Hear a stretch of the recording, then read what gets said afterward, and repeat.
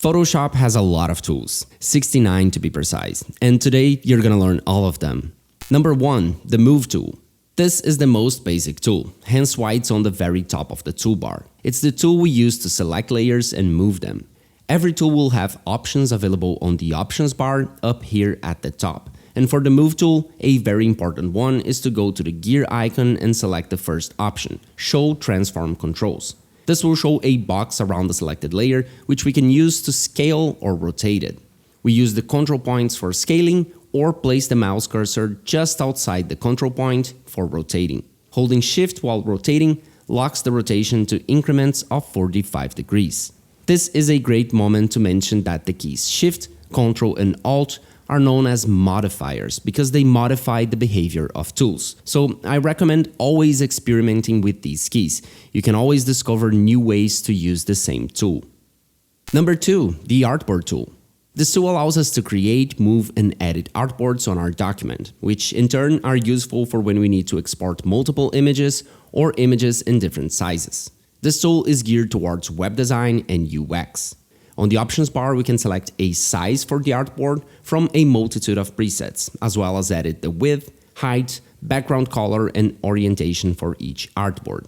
When we have an artboard selected with this tool, 4 icons will appear around the artboard, which allow you to add a new artboard in that direction. Number 3, the Rectangular Marquee tool. This tool is used to make rectangular selections. We use it by clicking and dragging on the area we want to select. If we hold Shift, we can add to the current selection, and if we hold Alt, we can subtract from it. We can also define one of these options as the default behavior on the options bar. There, we can also add a feather to the selection or define a fixed size or ratio for the rectangle. Number 4, the Elliptical Marquee tool. This tool works exactly the same way as the rectangular marquee, but it creates circles instead of rectangles. Numbers 5 and 6, single row and single column marquee tools. These tools work almost exactly in the same way as the other marquee tools, but we cannot change the size of the selection. It will always create a single pixel row or column on the document. Holding Shift or Alt still adds or subtracts from the selection. Number 7, the Lasso tool. This tool allows us to make manual freehand selections. Just click and drag on the image. We should try to always finish the selection back where we started, otherwise when we release the mouse click, a straight line will connect both ends of the selection. The Shift and Alt modifiers can still be used to add or subtract from the selection, and the options available on the options bar are mostly the same. This tool is much more useful when we're working with a graphic tablet or a pen display, as it can be difficult to make selections with a mouse. Number 8, the Polygonal Lasso tool. Different from the lasso, the Polygonal Lasso doesn't require us to click and drag. Instead, we'll click once to start the selection, and every subsequent click will add a straight line to the selection. When we move the mouse close to the beginning of the path, a circle will appear next to the cursor, indicating we're about to close the path and finish the selection. The Shift and Alt modifiers work the same way, adding or subtracting from the selection. Number 9, the Magnetic Lasso tool. This tool uses contrast to identify the edges of the image. We just click a single time and then drag the mouse cursor along the edge to make the selection. The tool adds nodes along the selection just like a vector path, and to finish it, we have to click back on the first node. Corners can be a little tricky with this tool, but we can click to forcefully add a node, making it easier to select sharp corners. Shift and Alt again work the same way. Number 10, the Object Selection tool. This tool uses AI to make selections. Pink overlays will appear on the image, indicating possible selections that Photoshop has identified, and we can click on them to actually make the selection. To see all objects identified, we can click on this button on the options bar. However, we can still manually point at what we want to select by turning off Object Finder in the options bar and then making a selection. By default, it uses a rectangular selection, but we can change that to a lasso on the Mode drop-down menu. If the image has a clear subject, we can also use the Select Subject button on the options bar, which works great for a quick background removal. Number 11, the Quick Selection tool. This tool makes selections based on pixels of similar colors and contrasting edges. It's basically a brush that we can paint a selection. To increase or decrease the brush size, we can use the square bracket keys or press Alt, hold down the right mouse click and drag sideways. Quick observation here. Any tool that works like a brush we can paint with uses these shortcuts to change the size of the brush, so I won't repeat them every time. Shift and Alt are still usable to add or subtract from the selection, and we can also select the subject through the options bar. Number 12, the Magic Wand tool. This tool works similarly to the quick selection, but instead of a brush, we just click where we want to select. Photoshop will sample a color from that area and select similar pixels around it. It's great for big flat areas with a single color, like a studio background, but not so much for selecting more complicated subjects. We can increase the sensitivity of the tool by increasing the tolerance on the options bar. A lot of tools have a tolerance control, so let me explain how it works. When we click, the tool samples the color we're clicking on and uses this sample to make the selection. However, if we zoom in, pixels on an image are almost always not the exact same color, so there needs to be a tolerance of how similar a pixel needs to be to the sample for it to be selected. The higher the tolerance, the more pixels will be selected and the more different they will be than the sampled color. Pixels that are darker, lighter, or of a different hue. Now, hear me out. We just looked at 10 different tools to make selections, and I know this can be overwhelming. Which is why, as the next step on your learning journey, I would like to recommend you the sponsor of this video, which is, once again, Bring Your Own Laptop. Bring Your Own Laptop is an online creative community led by fellow graphic designer and Adobe certified professional Daniel Scott. They offer more than 30 classes in Photoshop, Illustrator, Figma, and much more. Everything you need to take your creative skills to the next level. At BYOL, you can learn at your own pace, download resource files, and engage with design challenges, live streams, and Q&As, all without being interrupted by ads. You can also celebrate and share the milestones in your learning journey with their certificates of achievement to keep you motivated all the way through. For a limited time, you can join BYOL with a 10% off discount using my link in the description. That's only $75 a year. Start learning a new creative skill today while also joining a wonderful community of creative people just like you. Now, back to the video. Number 13, the Crop Tool. This tool is used to crop the canvas and consequentially any image in it. We can scale or rotate the crop using the corners of the crop selection, and to apply the crop, we can either double-click or press Enter. On the options bar, we can select a specific ratio, size, and resolution to crop the canvas by using the drop-down menu and the input fields. A few cool features are the Straighten option, which allows us to draw a line over the horizon to straighten the image, and the Fill options, which allow us to fill the empty parts of a crop, either with a content-aware fill or a generative fill. Number 14, the Perspective Crop Tool. This tool works similarly to the Crop Tool, but it allows us to change the perspective of an image. An example would be a picture of a building that we want to correct the natural distortion in perspective caused by the lens to make the building look straight. We can either click and drag to create a box selection or click multiple times to create a freehand selection. In both cases, we can use the control points on the corners to adjust the perspective, then double-click or press Enter to apply the crop and convert whatever shape we've drawn into a straight rectangle. Number 15, the Slice Tool. This tool creates a rectangular slice on the image, which can then be exported separately from the rest of the image. We can click and drag to create as many slices as we want, or we can right-click, choose Divide Slice, and create a grid of evenly spaced slices on the image. To export a slice, we need to use the Save for Web option under File, Export, and Save for Web. Number 16, the Slice Select tool. This tool allows us to select, move, and edit slices we made using the Slice tool. Number 17, the Frame tool. This tool creates a frame which can be used to add placeholder images. The frame can be either a rectangle or a circle, and we can select the shape on the options bar. To add an image, just drag and drop inside the frame. Both the frame and the image can be selected, moved around, rotated, and scaled.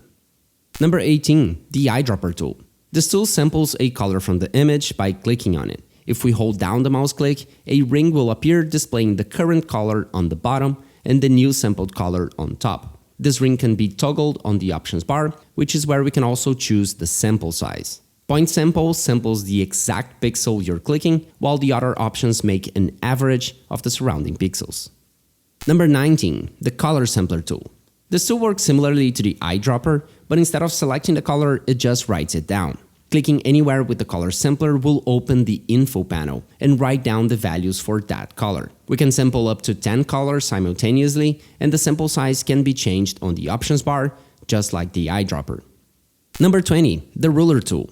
This tool is used to measure distances and angles. We can just click and drag to draw a line and measure the distance from point A to point B. Holding Shift while dragging causes the line to snap to multiples of 45 degrees. After the line is drawn, we can hold Alt on top of the end of the line and then click and drag to draw a second line, which is used to measure angles. Both the distance and the angle are displayed on the info panel. Number 21. The Note Tool. This tool allows us to add notes to any Photoshop document by clicking wherever we want the note to be. The Notes panel will automatically open and we can type what we want inside. On the options bar, we can add the author name to the notes, as well as change its color or clear all the notes. Number 22. The Count Tool. This tool is useful when we need to count something on a document. Every click will add a new numbered marker, and holding down the Alt key and clicking on a marker will delete it. On the options bar, we can change the marker color and its size, create multiple count groups, and name them as we want, as well as delete them or toggle their visibility.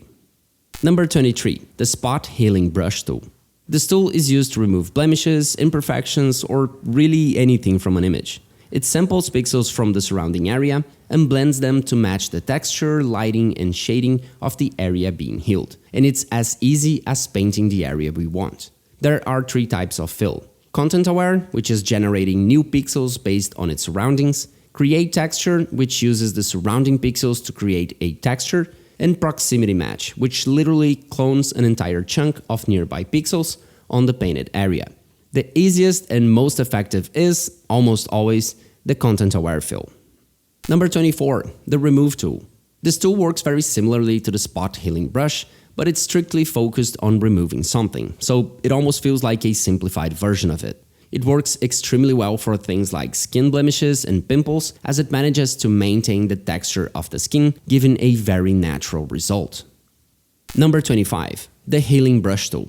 This tool works similarly to the previous two, but now we get to decide which pixels will be sampled. The first step is to hold Alt and click on the area we want the pixels to be sampled from. Then we can just click on whatever we want to remove, and Photoshop will always sample from that specific spot, as we can see from the plus symbol that appears on the sampled area. We don't have to worry about color, lighting, or anything like that, as Photoshop takes care of this. We should only focus on the texture of the sampled area. Number 26. The Patch Tool. This tool is a mix of the healing brush with the lasso tool. We start by selecting the area we want to heal and then click and drag the selection to the area we want to sample. Just like the healing brush, we don't need to worry about color and lighting, only texture. Number 27. The Content Aware Move Tool. With this tool, we're able to select an object or person and move it to a different place in the image. The empty space left behind will be filled with a Content Aware fill, and the edges of the selection on the new location will also try to blend with the new background. Number 28. The Red Eye Tool. This tool removes red eyes, an artifact sometimes caused by photos with flash. Just click and drag to draw a big rectangle around each eye, and Photoshop will automatically detect the red iris and fix it. Number 29. The Brush Tool. Probably one of the most powerful and versatile tools in Photoshop, this tool is used to paint on the canvas. And for the best use, it has to be paired with 2 panels: the Brushes and Brush Settings panels. The Brushes panel is for browsing and organizing the brush collections, while the Brush Settings panel is for customizing how the brush behaves when used, allowing us to set up things like shape dynamics, scattering, and smoothing, as well as controlling how these parameters will behave when using a graphic tablet or a pen display. Many of these settings can also be accessed through the options bar or by right-clicking on the canvas. Number 30. The Adjustment Brush Tool. This tool is just a quick way to create an adjustment layer with a mask. When we select the adjustment brush, the contextual taskbar will have an option to choose which adjustment we want to apply. As soon as we start painting, the adjustment layer will be created with a black mask applied. And effectively, what the tool does is paint the mask white. The adjustment can be tweaked using the Properties panel. Number 31. The Pencil Tool. This tool is used to create strokes with hard edges, so there is no feather or blending of the pixels on the edge of the brush. It's perfect for artwork that requires pixel precision, like working with pixel art. Number 32. The Color Replacement Tool. This tool allows us to replace the color of an object with the selected brush color. When we start painting, Photoshop samples the color we're painting on and tries to replace only that color with the color we have selected. However, if the tolerance is too high on the options bar, other areas might get affected as well. Number 33. The Mixer Tool. This tool mixes the color we have selected with the colors we're painting on top of, kinda like we were smudging fresh paint on the canvas. A few options are available on the options bar where we can fine-tune the mixing, like Load, which simulates how much paint there is on the brush, or Mix, which controls how much mixing will happen with the color already on the canvas. Number 34. The Clone Stamp Tool. This tool allows us to clone an area of the image somewhere else, as the name indicates, like a stamp. To sample an area, we have to hold the Alt key and click, and then we can just click anywhere else to start stamping that area with the area we sample. Right-clicking will open the brush options where we can change size and hardness, and opacity can be tweaked on the options bar. Number 35. The Pattern Stamp Tool. Unlike the other stamp tool, this one doesn't really sample anything and works more like a brush that paints patterns. The pattern can be selected on the options bar, and we can, of course, load our own custom patterns. Custom brushes can also be used. Number 36. The History Brush Tool. This tool reverts the image back to its original state wherever we paint, and it has to be paired with the History panel. We can see that at the very top of the panel, we have the original image with the History brush icon next to it, meaning we'll revert the image back to that state. However, we can change this by selecting any other action we've made, so the History brush now reverts back to that specific state. Number 37. The Art History Brush Tool. This tool paints stylized strokes based on the selected state on the History panel. It can create some cool painting effects on photos, and we can select which style of stroke we want to apply on the options bar. Each style will render different brush strokes on top of the image. Number 38. The Eraser Tool. This tool is basically the opposite of the brush tool and works mostly the same, but instead of painting, it erases pixels from the selected layer. Number 39. The Background Eraser Tool. This tool works similarly to the color replacement. Photoshop samples the color we're clicking and deletes pixels of that color, based on the tolerance we have selected on the options bar. Also on the options bar, we can select two modes of sampling: continuous, which keeps sampling the color as we paint, or once, which will only sample the first color we click. Number 40. The Magic Eraser Tool. This tool works similarly to the Magic Wand tool, but instead of just selecting, it deletes the area we're clicking. On the options bar, we can adjust the tolerance. Number 41. The Gradient Tool. As we click and drag, this tool creates a gradient adjustment layer with the colors that are selected on the options bar. With the layer and the tool selected, we have a few controls on the canvas that allow us to move and scale the gradient. More options can be accessed both through the options bar or by double-clicking on the layer icon.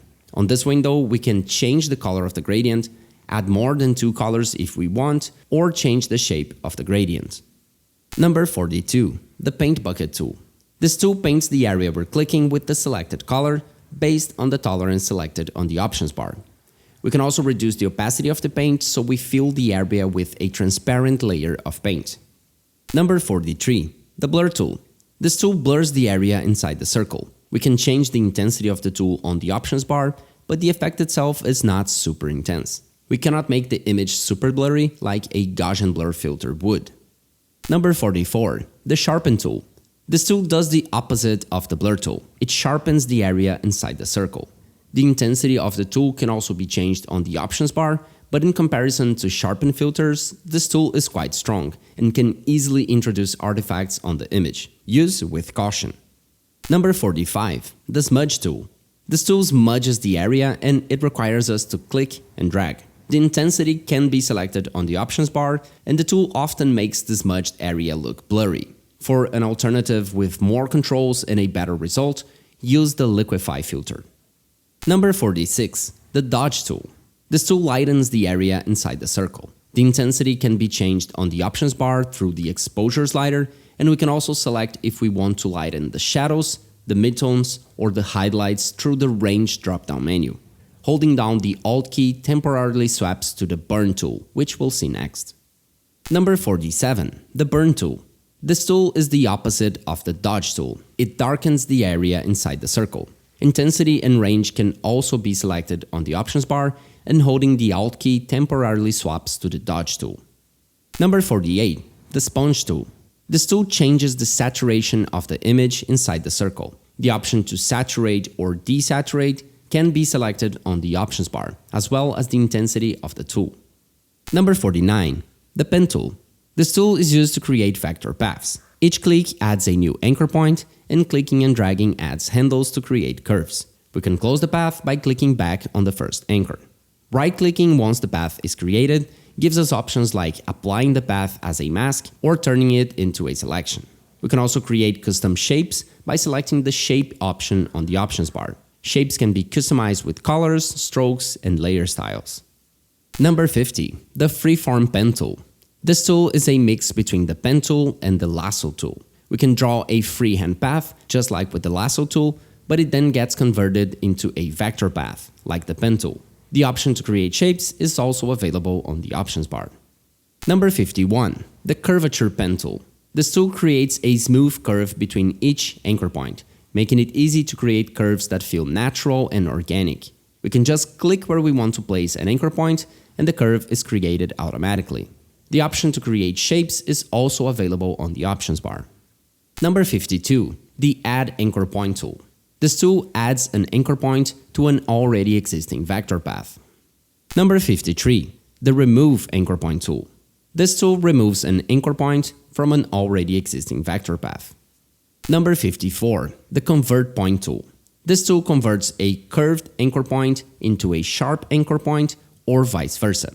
We can just click once to remove the handles and turn the anchor point sharp, or click and drag to add handles and turn the anchor point into a curve. Number 55. The Horizontal Type tool. This is the standard text tool. We can click anywhere on the canvas to create a new text layer and type whatever we want. If we click and drag, we create a text box that will automatically break lines. We can change the font, size, color, and paragraph options through the contextual taskbar, the options bar, or the properties panel. Number 56. The Vertical Type tool. This tool works the same way as the previous type tool, but creates vertical text. Numbers 57 and 58. Horizontal and Vertical Type Mask tools. These tools work the same way as the horizontal and vertical type tools, but once the text is created, it is converted into a selection in the shape of the letters, hence why the word mask on the tool's name. Number 59. The Path Selection tool. This tool is used to select, move, rotate, or scale an entire vector path.